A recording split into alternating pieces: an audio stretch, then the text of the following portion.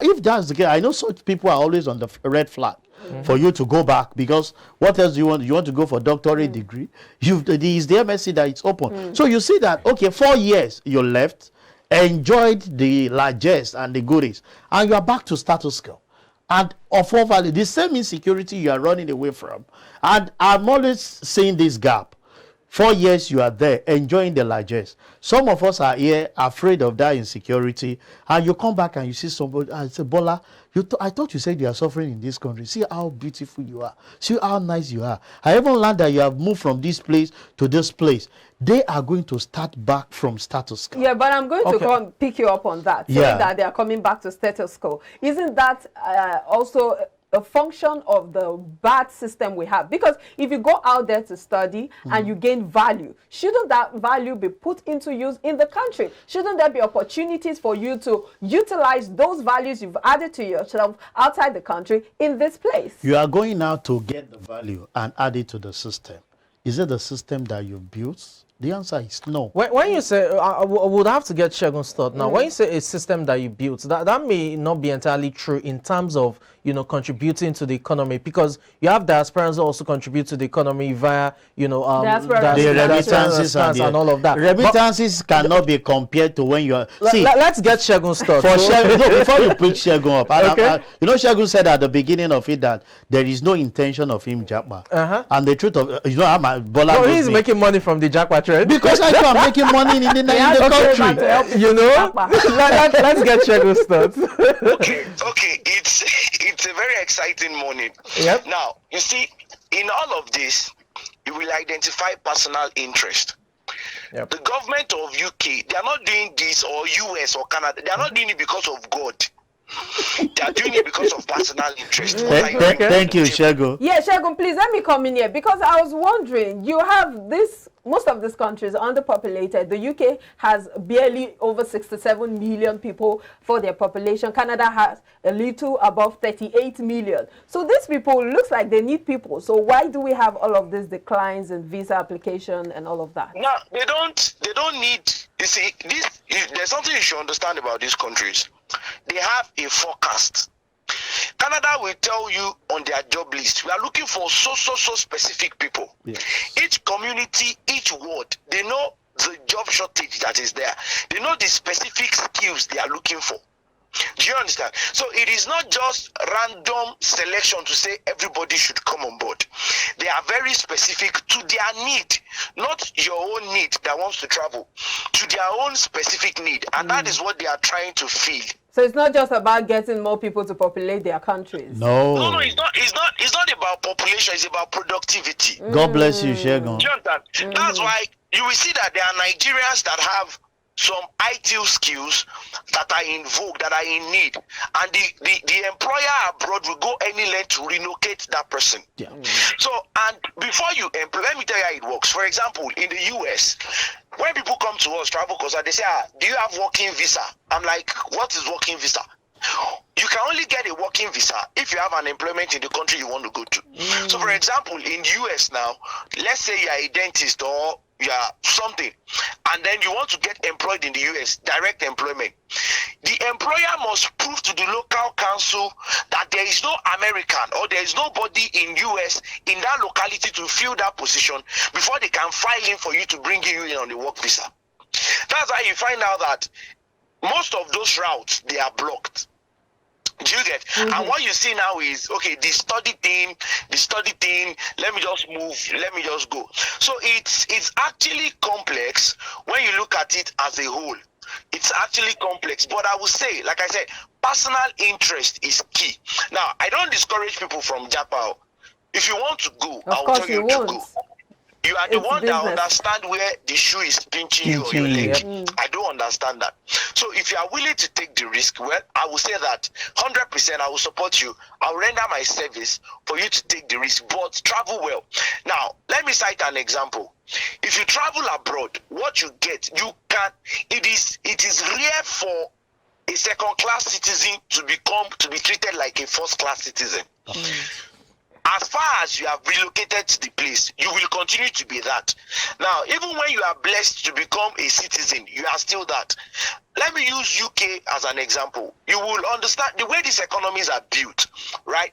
The fact that you are a citizen does not mean you will earn more than £3,500 per month. Now, if you see anybody earning £3,000 per month in UK, if that person is extremely big, in fact, possibly working in the IT sector, what you see on the average is 1,500, 1,800, 2,000, 2,100 pounds. That is what you earn. And I tell you, you can earn that for 10, 15, 20 years. I know people who have been in that range of salary for a very long time. Now, the advantage that you see is the exchange rate. So, okay, if I change this money into Naira, what comes of it? It now becomes big. So, at the end of the day, it's a personal decision for whosoever wants to japa. All right. But for some of us that for now, we are still deciding to stay here. Yeah, we know your reason. But let's come to this. No, that's not, sincerely, that's not my reason. That's not even my reason for not going. But it's one of the I think reasons. it's because I've experienced it. I've been privileged to live abroad, and I've experienced it. I just cited an example when I was in the courtroom to defend me to stay, to defend my brother to stay. So I've been there. I have seen it. Okay. Now, for anyone who has been privileged to travel, see, those who travel on visitation and vacation, they are the ones that ball. All right, let me come to Sheson. Now, this whole first class, second class citizen that we're talking about, some privileges you get as a second class citizen, for instance, getting justice for injustice meted out to you, for instance, getting the dividend of the taxes you're paying as a second class citizen. Do you get that as a first class citizen in your own country? Yeah, you will say for real that you don't get that. But who do you blame for it? Most of the time, I always say this, I will blame our leaders, but the followers too are bad. And a leader that you have is a product of your followership. The leader was not made from the moon. But what they do is, I understand who Bola is, I understand who Samson is, and I give you what you want to satisfy myself. Just like what Shegun said, everything about life is interest, and it's personal. I can decide to do certain things now. I already have a foresight of where I'm going as an individual, not globally about this organization. And most of the time, our personal interests in the countries override the global thing because there is no system. And that's why I advocate these days for the younger ones that we're still here. Can we try and fizzle ourselves into the system? You know we are operate from in the accountancy profession and business space. I encourage the younger ones. There are so many of us that are getting international job and we're still operating locally because they need our skills. Enough of you displaying. Let me tell you, if they discover in UK or in US that you are good, they can never project your face for people to see. It is always about their citizen, and you'll be behind the scene but working. we've seen Nigerians who have done well and have been promoted, have been, put out there on the tabloids. And the truth of it is that if you see such people that have been projected, they are held to the task. What is the percentage? I can tell you for free, it's not up to 1%. Okay. Not even up to 0.5%. Okay, let me quickly chip in here before we get Shegun's thoughts. For all of these talks of first-class citizen, second-class citizen, in terms of geographical space, the average Nigerian will tell you they probably just want a working system where they can live. They're not really concerned about first-class citizen or second-class citizen. The reason is, even a second-class citizen in, these Western worlds or, your Americas will probably still have access to basic healthcare, electricity and all of that. So, and those are what some, I'm not saying all, I'm just saying some. I've had the privilege of speaking to some of them. I'm sure Shegun will probably tell us more because he's the expert. I've been in that same shoe of, being there. But I always say, who make the system works is the people. And I've always put the people cannot make it work without the empowerment or enforcement of the leaders. See, the leaders, their own is, I always put it, most of the time we concentrate at the central. Okay. I play in the political space. And I'll say, can we start from the grassroots? Let me tell you, some of the introduction of Lagos State ideology now, of traffic light capturing you. Yeah. I'm sure if you go to Allen now, you won't see any last mile guys there. Because even when they put an average Nigerian into a particular position, it's always about their self-centeredness, what they're going to get. Okay. Now we are digitalizing the process. In Lagos now, they picked one of my staff for expired documents after 2 days. And I'm like, as a staff, is it not your responsibility to check your papers? And you know what I did? Office pay, but they debit your account. Because that's a failure. Out there, something will prompt you. He actually got a text that his paper will expire. Because they have a working system. You know, that system we're trying to bring into the country as we speak. And it is not the ghost that will do it. But I don't believe from up to bottom. Let's start from bottom to up. Start in your community.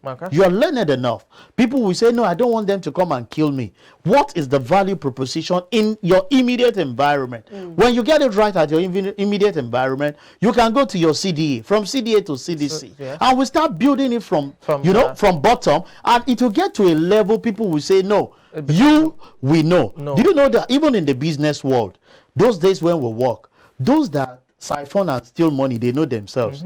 When they pull out and start up their business, do you think they engage those guys that they know they were rogue while they were working together? The answer is no. What they will do is look out for those that they know that are straightforward, and put which they believe in their integrity, and say, now I have my money. Even though I stole the money while I was there, now I need somebody who will protect my interest, who I know has that integrity. So it speaks volumes. So let's get things are easier said than done. Because if you look at the fact that some of these people you are asking to do the right thing are impoverished, and then eventually these politicians, the leaders who you're saying that should be held accountable, are the ones who are inducing these people with monies, and they need the money to feed. Somebody can induce you and you still take to your faith.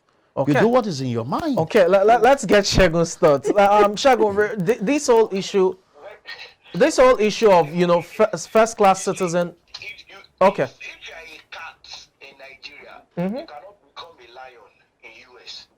Absolutely. Now, one thing I do in my business is I try as much as possible to give people enough information to make the right decision. I don't make decisions for people, but I give you enough information for you to make the right decision. Now, a lot of people in Nigeria don't pay taxes. A lot of businesses, they get away with it. You can't try it abroad. And whose fault is that? You are taxed on everything. Now, Bolale, I will tell you, just call 5 people that you know abroad and tell them to send you $100. If any one of them should send it to you, that means that my statistics is not correct. But meanwhile, if you need a 50, 70K or 100K, quick loan here, there are people you can call on your phone that will respond to you. What I'm saying is the land is not necessarily greener at the other side. And that's why I appreciate my brother on the show. You see, what you do in your immediate space is what matters. And a lot of people, I will tell you with experience, I've consulted for so many, they are jumping on the bad wagon because everybody is singing Nigeria is not good. Everybody is saying, I'm going to study in UK. So people are jumping on the bandwagon.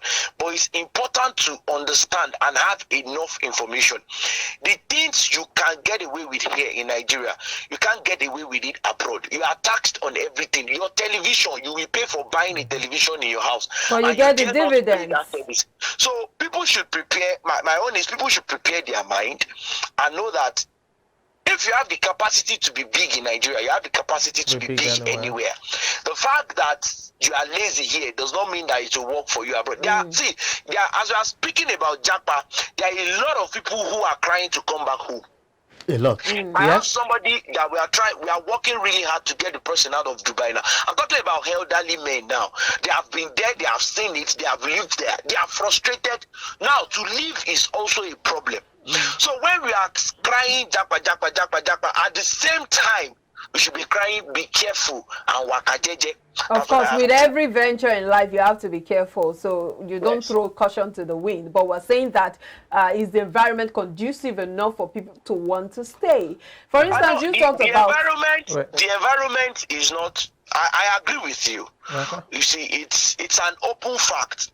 The environment is not conducive for people to stay, but But then, like I said, it is personal, and you know that fingers are not equal.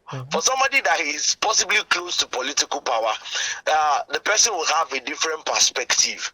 Do you understand? Like, okay, let me cite an example. I have a candidate that is my choice. You know, to some extent, I'm very obedient. Now, I have a client, a big client that I was to work for.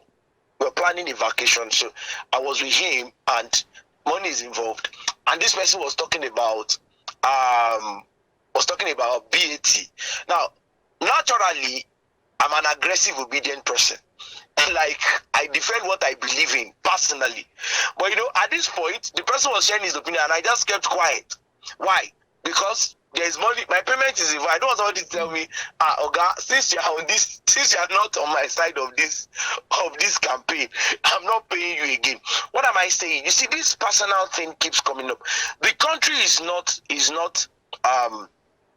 everybody knows it's not as we want it to be. We have a lot of grievances, we have a lot of complaints, we have a lot of that. So for anybody who decides, like I said, it's personal. For anyone who decides to go, as far as you have enough information to make your decision, I'm in 100% support of it. But if you don't have what it takes, I will advise you, do not go. Before now, people used to travel to go and study sincerely. Like, I want to go and do my master's abroad. It was a noble cause. It was a noble cause. But now, the driving force I will emphasize is the fact that if I am going, I can go with my wife and my children. That's the driving force. And for those that are making that decision, it's also perfect for them. They are the one who knows best. Okay. All right, Jason, let's just wrap this up because I know we're pressed for time. Now, you've talked about the fact that the handlers of the economy are the ones that have the problem. For instance, when you talk about inflation, which is a global phenomenon, but we know that the way the handlers of the economy are handling it is not probably the best way. For instance, you see the MPC of the CBN raising the MPR continuously. And, you know, experts have said that that is not the way to go. And so if you look at all of these issues, what would you profile as a way or something to look forward to for the average Nigerian? I will start on this note by saying that get involved. Okay. A lot of us will give our words and stay behind the scene and allow incompetent people to take charge of some of those things. I will always say this, people may not believe it. Someone who wants to attack you and you give a first attack back, you know the person will take caution. Even though you don't have that boldness. Somebody around you say, who? Say, the person like, this person I don't know what he is equipped with. And that's why I said, most of the people that are complaining needs to get involved in the activities so that you can put check and balances. But what we've seen is that people get involved for their selfish interest. As soon as they are able to get high up there, they shank the ideas that they have, and it won't work. It will still boomerang on you, on your children unborn, generation unborn, and you have nothing to offer. That is why we found ourselves where we are today. Let's start with the idea of getting involved in your small closet. Once that is done, people will identify you with your skill.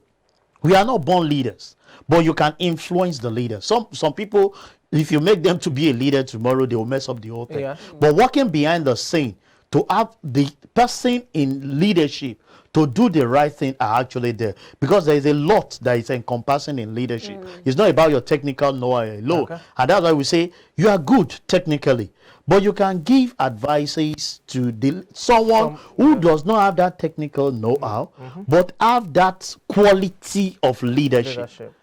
So that the person can guide you. But the fundamental of it, and the youths that are making noises, I tell them, don't just speak on the social media. I always say this, anyone that win election on social media will fail physically, because election is not about social media. We are not doing electronic voting where they will say the young. So get involved, and I'm happy with the statistics rolled out by INEC to state that so much gap of people, you know, enrolling for their PVC. So it's not enough for you to get your PVC as means of identification.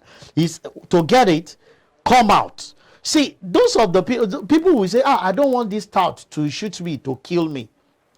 If 5 of you stand with a tout and with the void of these ammunitions that they have, I'm telling you, they will check themselves. But the ammunitions are always there. And you must start from the community. Let me tell you, when you chase them out of your area, this country is, I keep telling individual, because I've been to UK, I've been to US, Canada. I told them no. The truth of it is that this country is blessed with everything you can think of. Human capital is there. The material, raw materials that we need is there. The only thing we lack is the method, the process. And who will do that? It's still you and I that will get involved. So don't stay behind the scene criticizing. Get involved. Let them criticize you. At times, you think that it's easy to lead. But I can tell you, I'm a chairman of an association as we speak. I find it difficult to criticize leadership because our followers You're wearing the shoes. Yeah, our followers too complicate issues even for the leader. So let's get involved, do what is needful. You always get the kind of leadership you get based on the followership. All right, okay. Let's get Shegun's final thoughts as we wrap up. Okay, so for me, I would say that whatever reason that you have to travel is most times a noble one. So if you are convinced that moving out of this country is the best for you for now, for your sanity, for your livelihood, for your family, for your children, and you can afford it, I will advise you to go.